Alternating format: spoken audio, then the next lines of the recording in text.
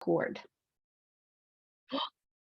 There it is. All right. So let's go ahead and get started. Of course, this is super casual. Please jump in if you have any questions, interrupt me anytime, throw it in the chat.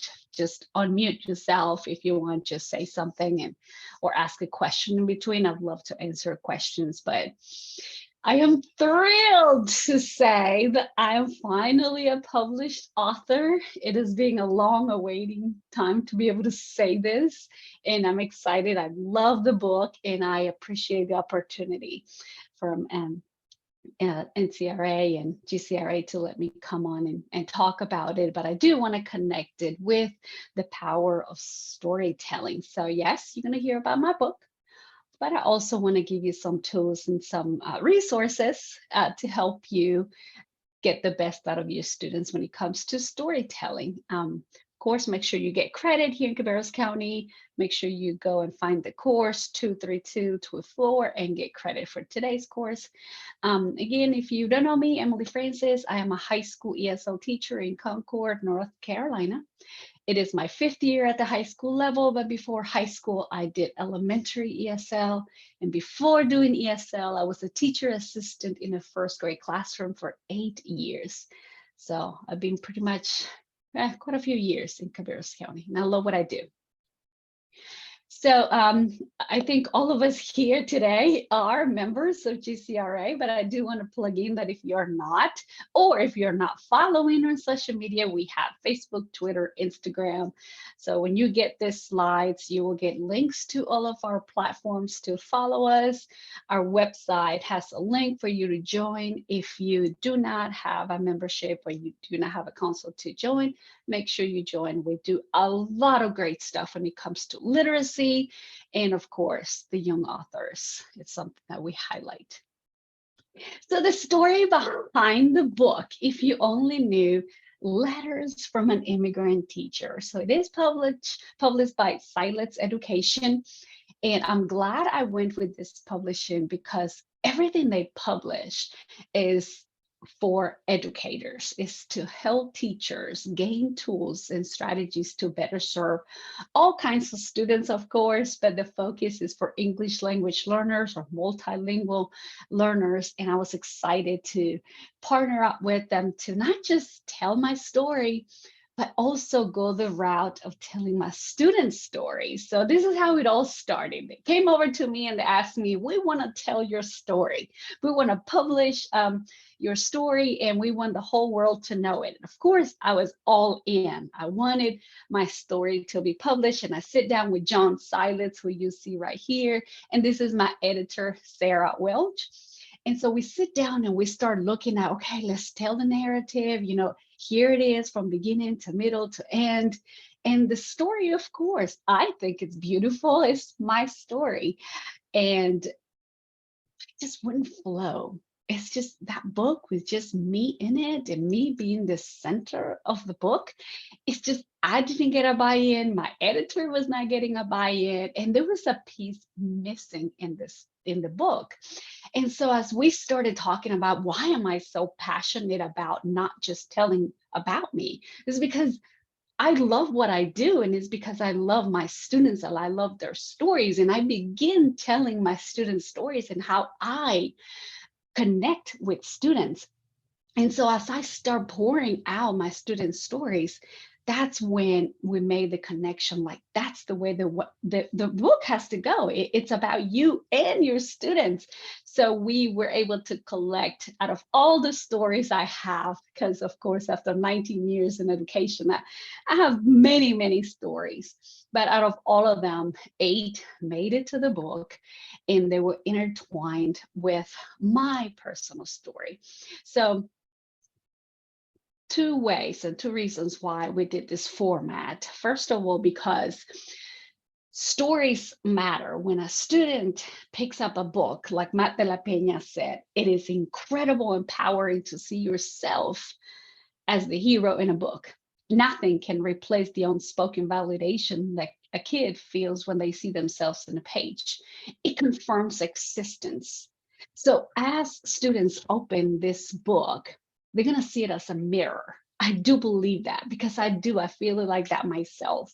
I want him to open the book and say, this is my life, this is my culture, this is my language, this is my family experiences, this is exactly what I have lived, what I live right now, and what I'm hoping for.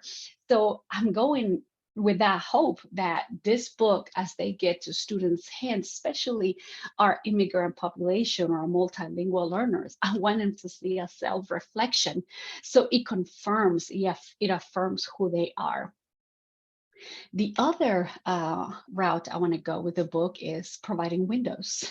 Not many readers have experienced the journeys that you read in the book, you know, the immigration route, the family separation, the abuse, and so many things that you read in the story.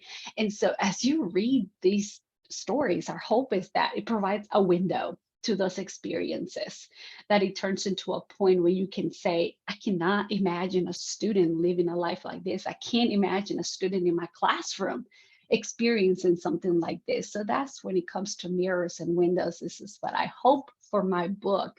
And I love that it's in a storytelling format. All right, so just give you a little gist of what the book looks like if you haven't read it. It all starts with Orlando. So he is the first one in the book, and of course is one of the stars here in Concord High School. He came to us with a very unique experience out of all of my students. He came crossing the border and he was apprehended at the border by immigration. And of course, when he's apprehended by immigration, he's given a bracelet.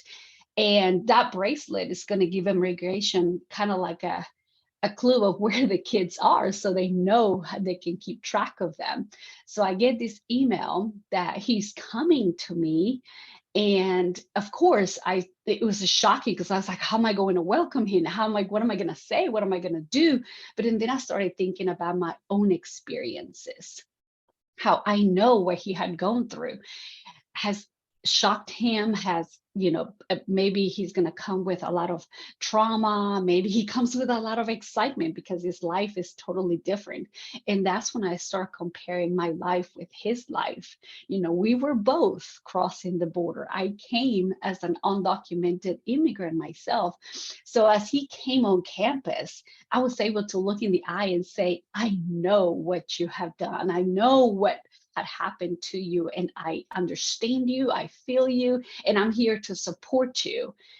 And of course, taking into account that those experiences that we lived are shaping, are influencing our reality. I didn't want him to feel shame. I didn't want him to feel like he needed to forget what had happened to him. I think it's important to take those experiences and own it. I was an undocumented. I crossed the border. I was detained by immigration. And those experiences need to be taken into account because they form our existence as we continue our life here in the US. So in the book, you'll see how this story is intertwined, how I tell my own immigrant story, as long as some details that I learned through Orlando, because he was telling me his own immigrant journey. And I did not put him against the wall when he came to me and I said, hey, tell me a story. What happened? What did immigration say? I didn't say any of that because that was not the focus. The focus was this. What are you passionate about, Orlando? What do you like doing? What keeps you going? And as soon as he said football, I was like, okay, we have a team here on campus. Let me email the coach. And he ended up being our star, not because that ankle bracelet that he had, but because he showed his true potential. He graduated last year, so I'm excited that he made it all the way through. Another one, so the stories that you read in the book is about Aida and Cecilia, their sisters. And in the story, I tell how these two sisters have been separated from their mother. They were paying a price, and the price was because they both wanted to be highly educated. So they left Mexico, they left their families back home, and they came here to the US so they can graduate, so they can be the first ones in their families to break those cycles. And so that's when I intertwine my story and I begin to tell Aida and Cecilia how I also lived in a shack, how I also had to, hey, there's Tina. How I also had to take care of siblings because Aida is struggling here in the United States, trying to take care of herself and also take care of her sibling. And so I had to tell her in a story how to balance, how to take care of yourself and also how to take care of your siblings. Because I took it not as a duty that I had to do, but because I wanted to help my family. So I was making sure that Aida and Cecilia were embracing their experiences, separated from their families and growing here in the United States. And of course, Jaime's story is a fascinating one. He's the one, because of him, is that I moved to Concord High School. I met him in 2018 for just about a few minutes, and I quickly had a change of heart to go from elementary to high school because he was reflecting my own experiences, what it is to come to the US and come, even though you had experienced so much. So I share in the letter to Jamie how my childhood, even though it was hard, just like his childhood was hard, separated from his dad, and now separated from mom, now how that is helping us to make the best of the best here in the United States. And so of course, you can read all 8 stories, and they're all like that. All of the stories are intertwined with students' experiences and my own experiences at the same time. So I'm going to pause right here. If any of you have any questions about what I shared about my book before I move into some of the things that I do in the classroom and something you can do in your classroom to pull the best out of your students when it comes to storytelling. Welcome, Tina. When I was reading your book, I loved that I loved how you were intertwining the two together, and that like there was that whole like flashback for you as you were talking to them. And I knew parts of your story, but not the whole thing. And just how wonderful it must have been for them. And I'm like a words of encouragement person anyway, to get something that was so personal from you. And whether it was a letter or just a conversation, in like actual real life, but for them to really understand, because I have absolutely zero understanding, because that's not my story and I haven't walked that walk. So it gave me a lot more. I mean, I was always empathetic, but I just didn't know, and you don't know what you don't know. So I really, and like the girl with the social media, and just thinking about like the struggle that she was having there, like, as the way for her to stay connected with her family, but then that was also really hard. But how that also parallels to our own lives, because we connect with people on social media and we're only sharing the good stuff. We're not sharing that like, hey, my kids screamed at each other today, or I'm having a family tragedy. And so it was, I don't know, there were just so many things on so many levels. I'm probably going to read it again. Great. Thank you. And I've heard the same comment from some students and teachers who have read it. They love the back and forth.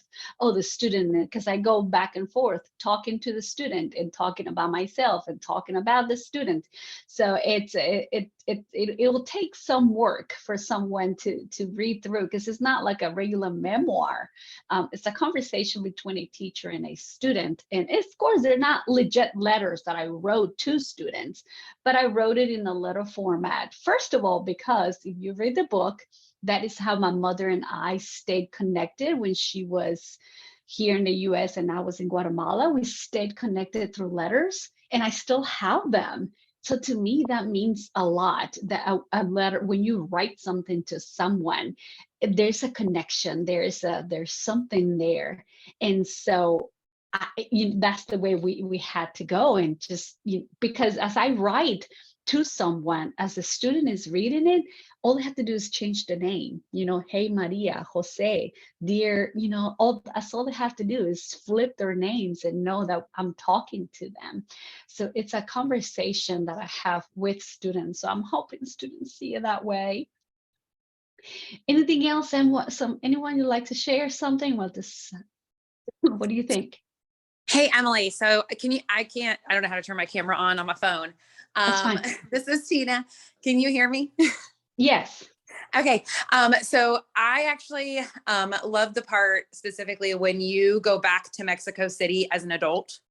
Yes. So I referenced that with one of my students I think it was last week, because I think that right now they're kind of in the first time you were in Mexico City where you're like feeling stressed and this is a new place and excited, but also so scared.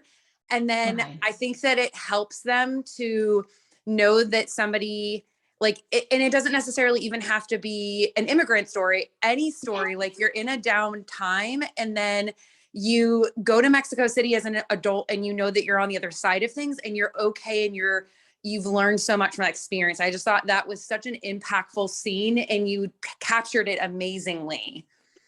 Thank you so much. And I'm glad you brought that up, because that's what I'm about to share, because it's not really all about the immigration story. When it comes to our story, it could be about anything. Like, for example, yesterday, a student was telling me, we thought he was a newcomer. He came to the US a couple of months ago. So for us, he had never been here in the US. And then he ended up telling me, hey, I was in kindergarten here when I was little. That's a story. So as we have this conversation with students, life experiences are stories, and it's important for students to vocalize those experiences. And again, in that moment, we think, like me, like you said, in Mexico, looking at that iconic monument, it felt like I was wasting my time. It felt like that little moment was worth nothing. But look, 25 years later, it came back to me, and I was using it to help others, to guide others. So it's amazing how those experiences come back later in life to influence others. That's why it's important to embrace those experiences right now. So thank you, Tina, for bringing that up. And especially that's a really great part in the story too. All right, so let's go ahead and talk about storytelling. The benefits, of course, like we said, is mirror work. Students can see themselves. So whether you read my book or you read any other book that I'm about to share, storytelling helps students do a self-reflection, look at their experiences as something worth telling. So we give them those spaces, we honor those classrooms, those places where we come in contact with students to allow them to share their stories. And of course, we get the opportunity to tell others who have never experienced that. So let's go ahead and take a look at, hopefully you're seeing my screen, because I'm not sure on my desktop, I'm just showing the presentation. But of course, in order for me to get to the point to allow my students to tell their stories, I have to begin with certain categories. I don't just jump into, all right, tell me your story, because you can't do that. Please never do that, especially with students who have diverse backgrounds. You have to make sure that you are being very careful when you ask students about their cultural backgrounds, because first of all, you may not be ready to deal with some of the trauma that may come up, or some of the content that may come up when they tell you their stories. So you need to be prepared, but also we need to make sure that they are prepared to tell you about them. So I do have a process for this. And I begin, of course, discovering our own identity. I think in order to get students to tell about themselves, we first have to embrace our own identity, or we have to let students embrace their own identity before they share. Of course, we're going to honor their names, their story, and then we move into crossing borders and honoring others. So this concept, and I have this picture of the book here, this concept was highlighted or is highlighted in the book Dreamers by Yuji Morales. So if you have never read this book tells you about how an immigrant would come from another country. And if you notice, the entire time the immigrant is in the country, her backpack is closed. And I emailed Yuji Morales about this, and we kept chatting back and forth about that's exactly how we feel as immigrants. We feel like we have to keep it inside because there are not enough spaces for us to be who we are, for us to open our own identity, for us to speak our languages.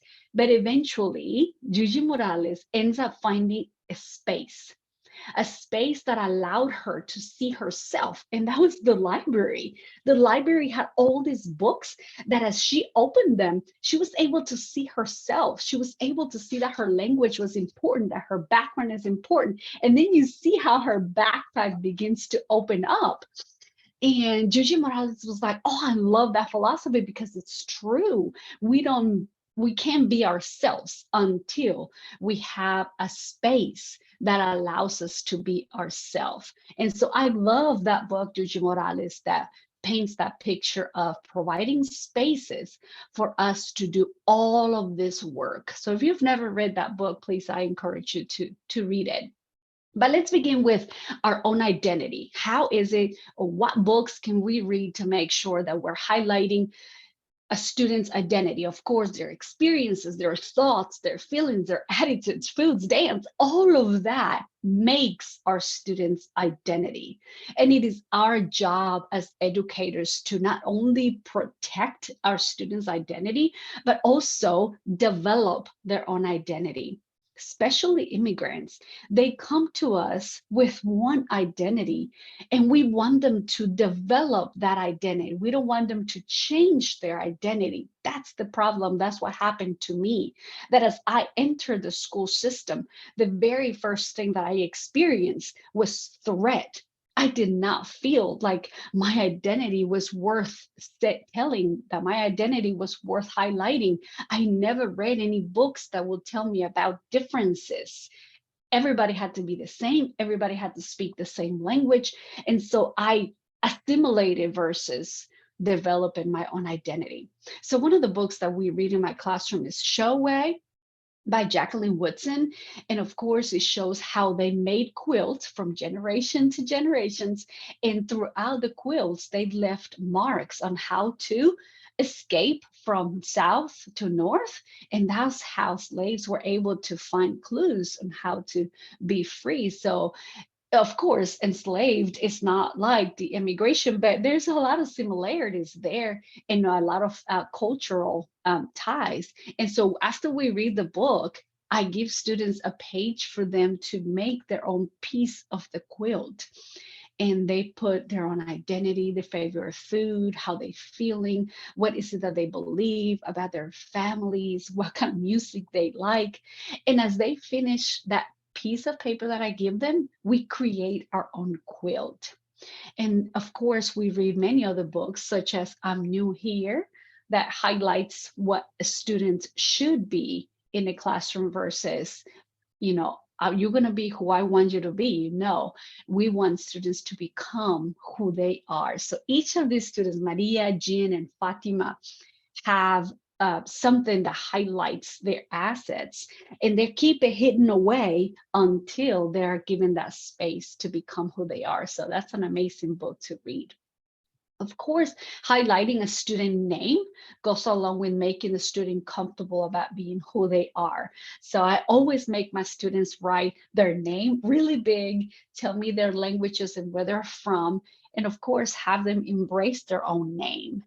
And I do that because they hurt me back in high school when they started calling me Astrid, because to me it was not Astrid, to me it was Astrid. And for me, trying to pronounce it Astrid phonetically, the way I didn't pronounce it, it was very uncomfortable to me. And so I had to build my identity under Emily, because Emily was the same in English and Spanish. And so I had to build my identity there. So I don't want students to feel that way when they come into my classrooms. So let's do that together. Let's make sure that we are making students comfortable when it comes to their name. Now, if the student decides to build their identity under a different pronunciation, please respect the student, because it could be Jorge or it could be George, right? But you have to ask the student, how do they feel comfortable being called? Because again, I preferred you calling me Emily than Astrid. And so it's important for a teacher to ask me, do you want to be called Astrid or do you want to be called Emily? And of course, I will go with Emily because that's how I build my identity. So yes, I do hear a lot of back and forth of saying the names correctly, which I agree. We need to say the names correctly, but we have to ask the student, how is it that they have built their identity? And of course, as I respect their names, as we talk about reaffirming our own identity, I move into the moving stories. I serve a lot of students with immigrant backgrounds. And so I read a lot of books that students can see that it's important to tell about their immigrant stories.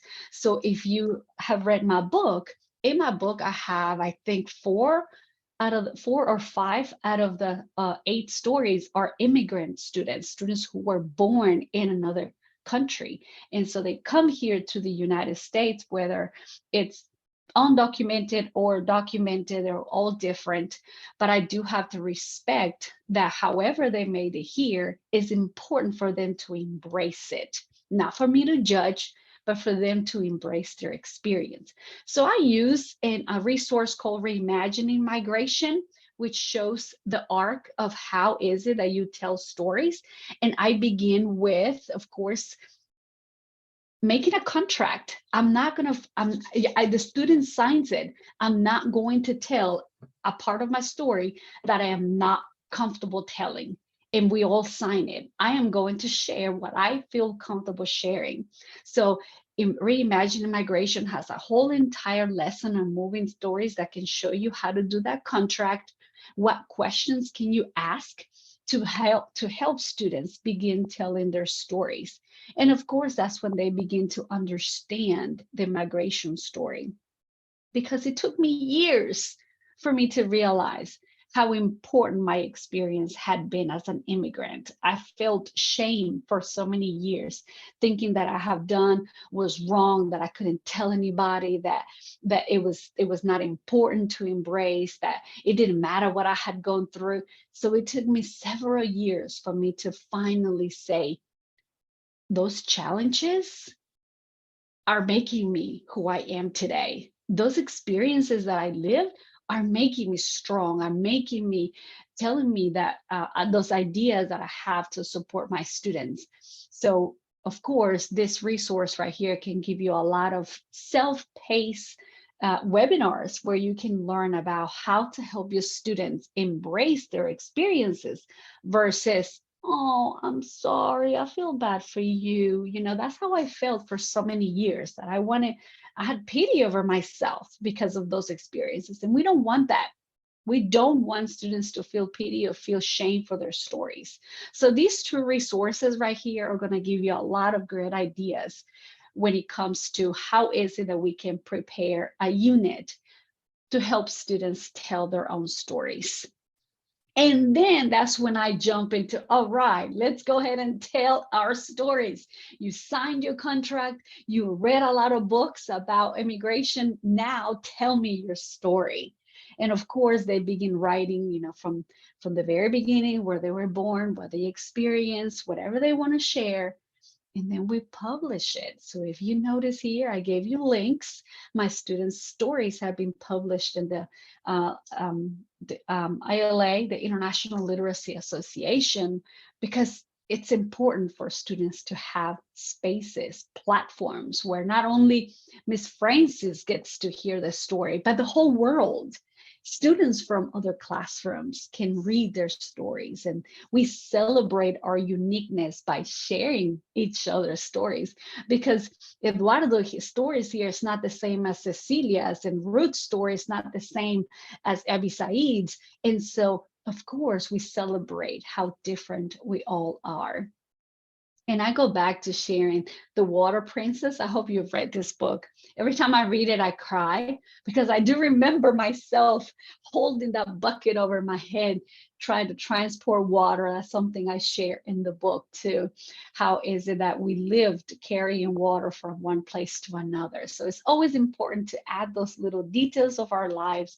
Like Tina said, it's not just about the immigrant experiences, but everything we have lived that adds on to our story. So if you go to that link, you will see how there is a list of books that I recommend, and you can also click on the link to read my students' stories, and you will see how is it that they were published. We use Write Reader, the app Write Reader, to share student stories, and we can print them, we can email them, we can share them through WhatsApp with families in other countries. So it's a great resource to use. Crossing borders, again, that's another part of our story that we share. We listen to voices in our classrooms. It's important for students to see, like this one, My Shoes and I is a book that I use all the time. It's about a boy that walks 3 different borders to get to the United States. And those experiences are important to tell. And in the book, you'll hear how is it that I experienced that myself. And of course, I provide you with many resources of books for you to use. So here's all my students telling their story with my book as well. So I'm giving you this resource right here. This one is something I created with many different lessons about reaffirming your students' identity. So you can have at it, you can click every little square and find out the many different lessons that you can do in your classrooms, whether it's elementary or high school, middle school, or even adults. These lessons can help you bring the best out of your students to make sure that you're highlighting and reaffirming their identity. And of course, if you have my book or if you don't have it, you're welcome to use this study guide, which of course is loaded with questions and resources. And let me go ahead and click it so you'll see. When you open the study guide, when you download the study guide, you will get a list of books by grade level.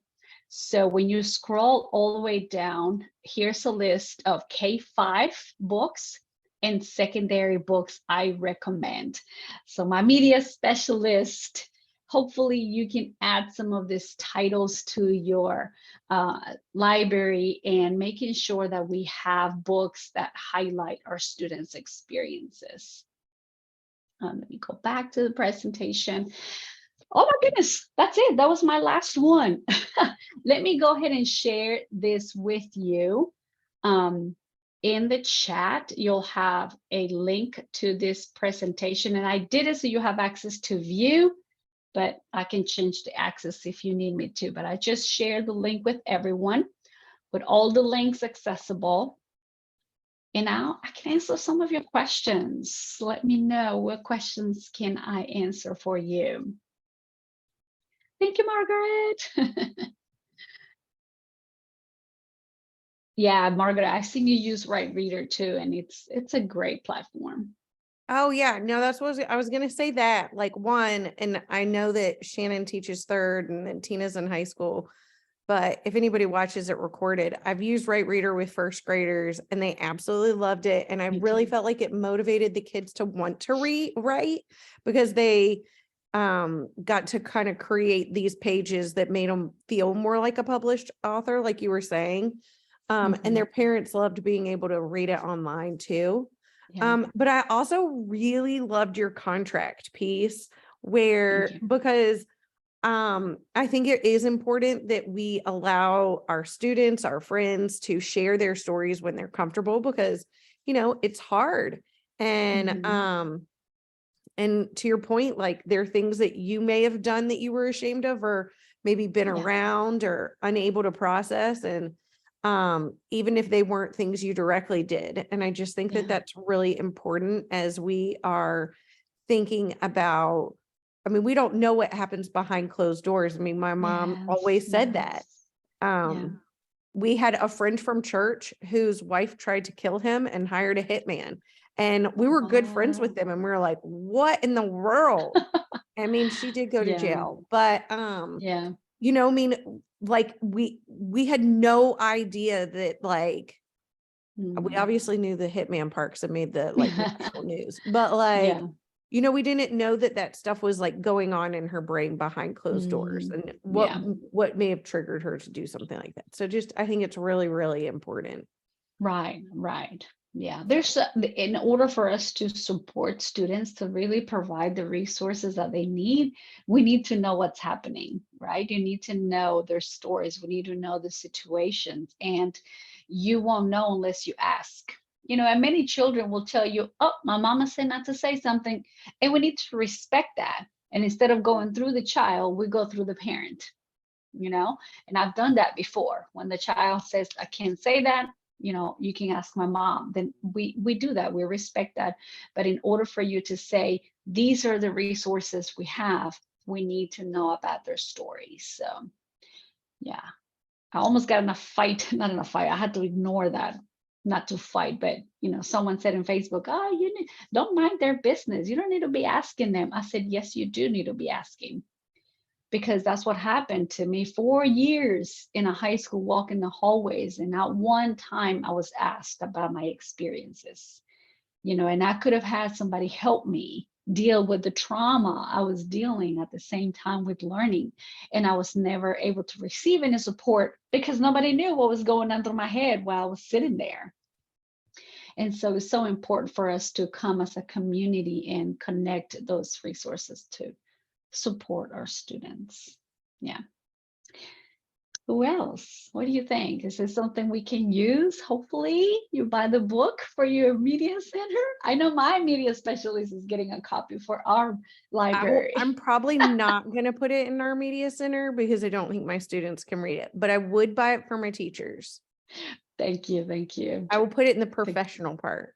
I think that would be great. But Yes. K2, I'm Yeah. always in a boat by myself. Yes, yes. I love that. I love that. I mean, have this shared it. I know several of our teachers have read it.